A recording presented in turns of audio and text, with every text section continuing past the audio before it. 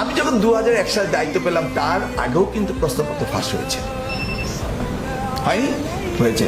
কিন্তু আমি চেয়ারে যাওয়ার পরে আর প্রশ্নপত্র ফাঁস হলো না। বিলিভ মি, আমার কিচ্ছু করতে হয়নি।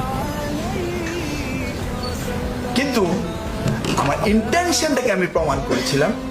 যেমন পরীক্ষার দিনে ওই হলের আশেপাশে কোনো ফটোকপি দোকান থাকিতে পারিবে না। মনে আছে আমার নোটিশগুলো? ওই সময় যারা ম্যাট্রিক পরীক্ষা দিয়েছে, ইন্টারমিডিয়েট পরীক্ষা দিয়েছে, হ্যাঁ, এগুলি আমি সার্কুলার পাঠিয়ে দিতাম।